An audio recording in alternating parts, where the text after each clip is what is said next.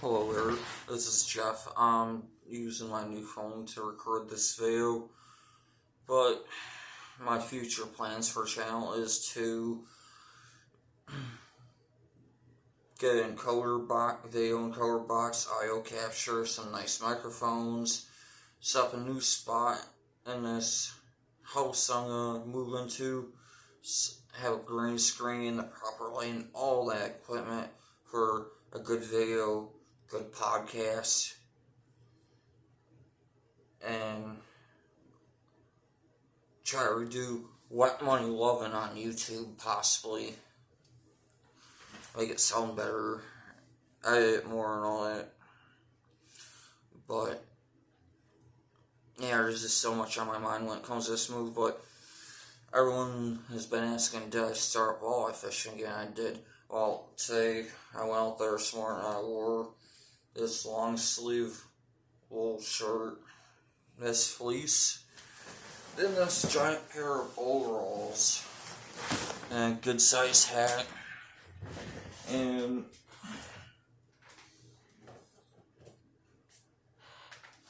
I just spent like $100 on stuff. I'm like, wow, and I went out there, I didn't catch anything, but someone else was in a perch pocket, and let's see, I paid $13 for this by Optimax. Ain't gonna be a popular brand. It's supposed to be like a medium duty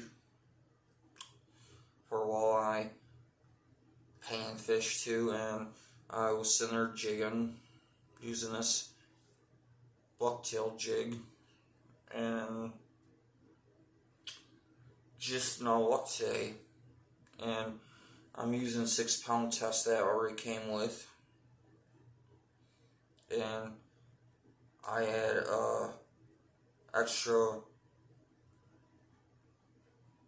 snap on weight, just get a little more feeling, I plan on buying an ultralight rod eventually, and a shanty, major logger, and I was using worms, wax worms, and night crawlers, and I was just about to pack up and leave, and I still had my rod in the water, and I'm just like, for a few more seconds, something hits. I'm like, oh, got something. So I'm just like sitting there, just waiting for it to strike, and it felt pretty large. Then just like stopped and nothing after, and it's like, oh, there goes the fish. And this is 6-pound test. Neon Ice, 24-inch medium yellow, and IC 24 HT.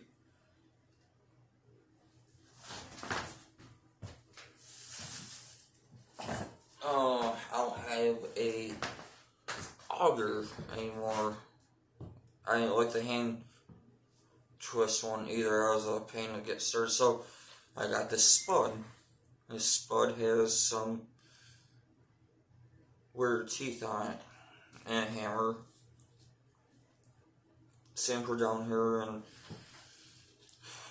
it's great for chipping out holes, surprisingly, if you do it right, despite getting splashed slightly.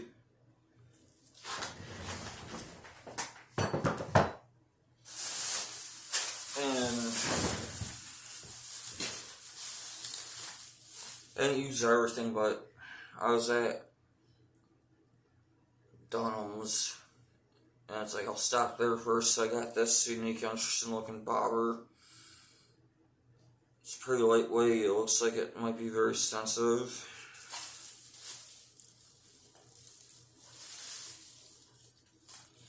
I had gotten a Swedish pimple before that when I was ice fishing at a small private pond for bluegill, and I was using a Swedish pimple with corn, chicken, and worms. And the Swedish pimple, it says it's for walleye, trout, salmon, bass, pike, perch, crappie. And I had no luck that day. Other things I used and tried were tungsten jig heads, these little ones.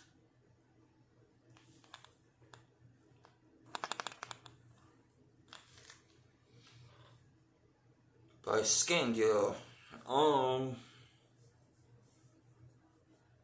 Brand I never heard of, but it was marked down $250 low price, so it's like, okay, I'll get that. Then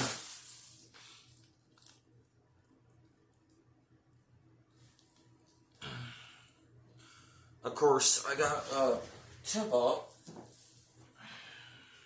by Polar, and that works great. And I put a light on it, but I don't have the light on it right now. And it works pretty good. You got a super sensitive setting here. See that notch where my thumb is on the T there? You got a small notch, then you got a bigger notch up there for setting this with the bar down here.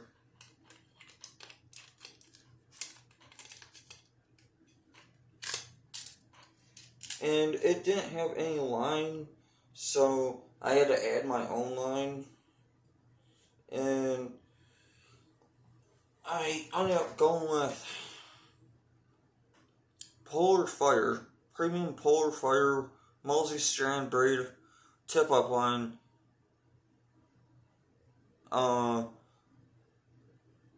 20 pound. Yes, that's too much, but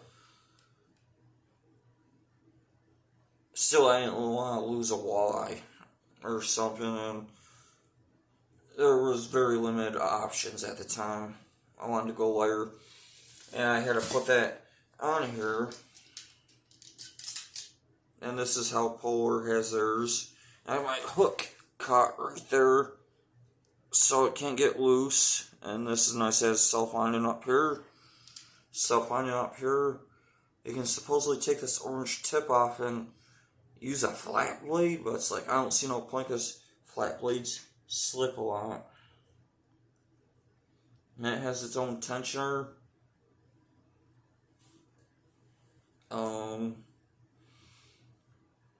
Two tensioners, and then you got a tensioner screw for how it swings, so you can keep it straight. Then you have a tensioner for making this slide up and more to adjust the sensitivity even more, especially in those windy conditions. And they put a measurement part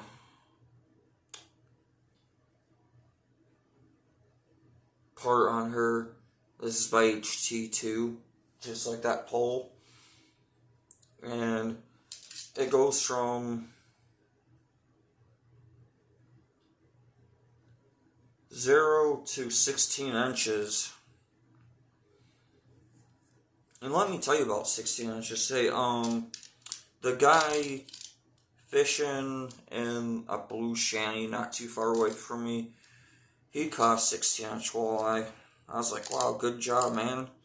And he was in a perch pocket, and he was in a deeper spot than me.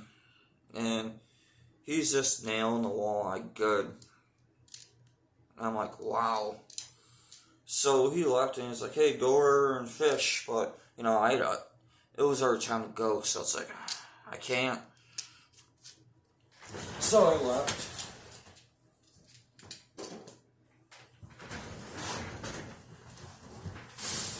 And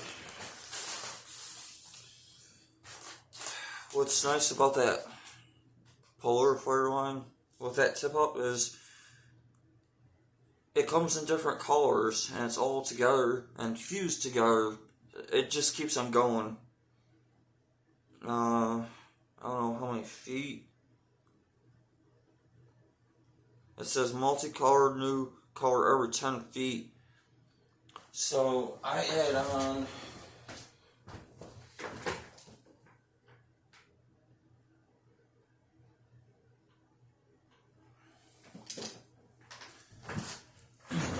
30 to 40 feet of this on the tip up. And then what I hate doing a lot is dropping needle nose pliers in the hole or having them pre-sliced, and it's like, oh no. So I picked up these. It comes with a lanyard. I can pull them out of my pocket. I can just have them right there with me. Have it for pulling the hook out of the fish's mouth. It feels like it's not metal or aluminum. It doesn't really weigh anything. It feels like it only weighs an ounce at most. It has some metal insert cutters in there and a crimper. And notice the needle nose part is bent. And they float. So handy. Another swish pimple I'm gonna try out. That last swish pimple I left at my friend's house, so I didn't bring it with me. I didn't have a tackle box to put my ice stuff in to keep it separate from regular fishing lures. So yeah, I don't want to get this stuff mixed up. I got another swish pimple. It says the original by Baden D. Nook Lure Company, established 1955. Bonus in it, single hook, split ring, and flipper enclosed. And it comes intact on a piece of foam. It is size number 3, which is perfect for bluegill. But it says for walleye, trout, salmon, bass, pike, and perch, and crappie on the back. And it gives recommendations on the back for the number sizes. Use number 2, 3, 4, 5 or other smaller lures for panfish and gamefish and shallower waters, or for trout, bass, etc. on rivers. For deep lakes and faster waters, use our larger sizes, rather rigid rod, and drift and jig over. I can't read the rest because it's blocked out by the price tag, but I picked that because it looked pretty attractive to use, and when hit by a light right, it kind of sparkles, and it's silver on the back. And it's kind of spoonish, like I like a spoon.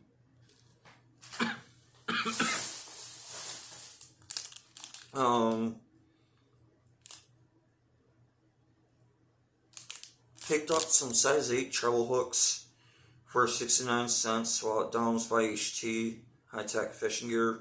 Never used them yet. Gotta be careful with the regulations on these.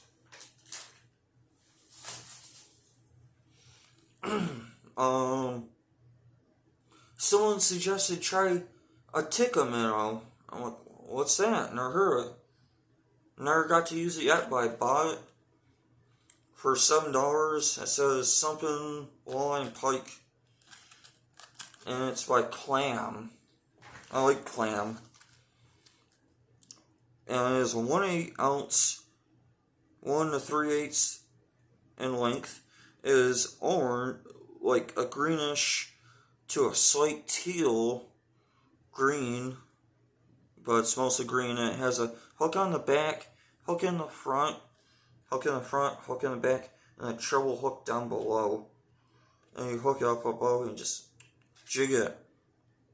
Crappie, perch, walleye, pike. It says number 14 rod, treble. Oh no, not rod. Red. Number 14 red, treble.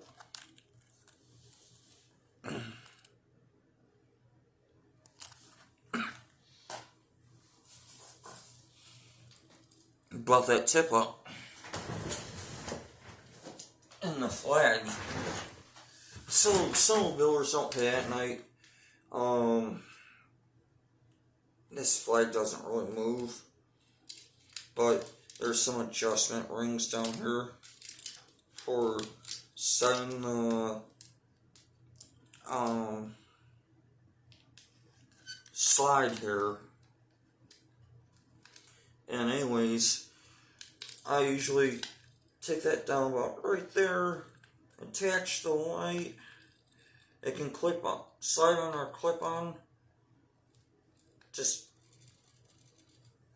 get in there real good. It ain't gonna click.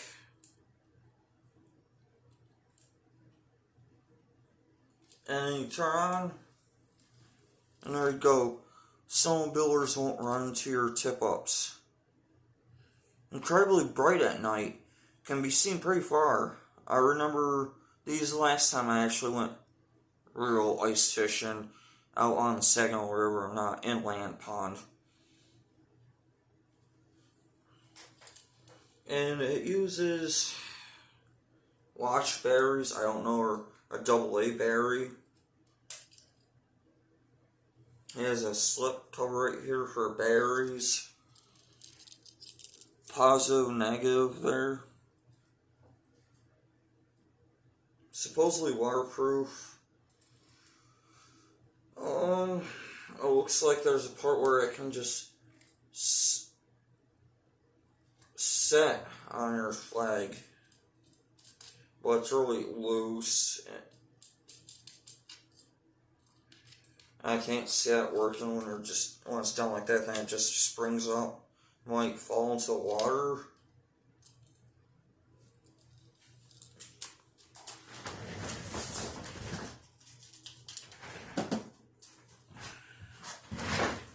And also, I bought other lures such as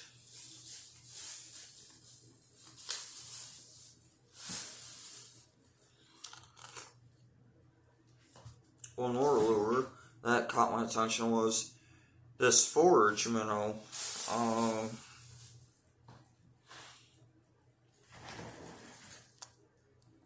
It was $3.69 marked down, and it's a glow one for those dark, murky waters. Great for a Saginaw River when the current's strong. It says for panfish, perch, walleye.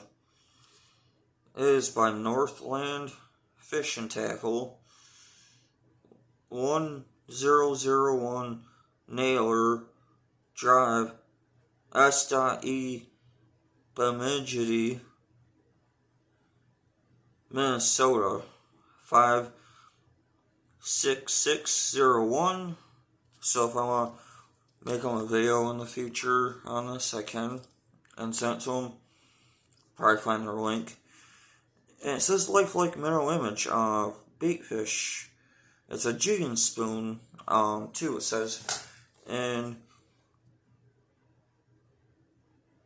it has a purple streak, blue to light blue pattern, an eye, and one treble hook on the back. 1 ounce size and weight. And there's what it looks like. And it says on the back, the forage minnow spoon flashes and fars to imitate game fish's most desired forage, a crippled minnow. Drop their bomb and jig and shake it often to attract fish. Super glow colors are deadly in deep water during low light and after dark for panfish, perch, walleye, and trout. Then it gives it again in Spanish. And again, that was at Dunham's. I feel like I could have went to Cabela's and got a combo on both the tip-up and the rod. Like, I could have gotten 2 rods for like $30 or $20 at my Cabela's on Bay Road in Saginaw.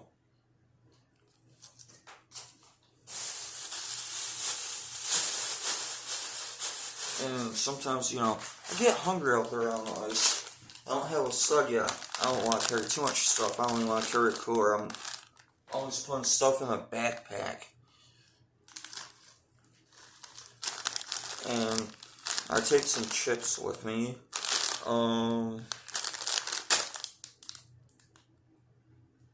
Jerky. Other dried goods to eat while ice fishing outside with no chamois and the wind to my back and the sun to my back. And I'm just facing down with the ice, just waiting. And that is my current update for now. Thank you, people.